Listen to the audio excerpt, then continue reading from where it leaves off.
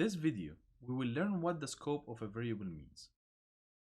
The scope of a variable is the part of a program that has access to the contents of the variable.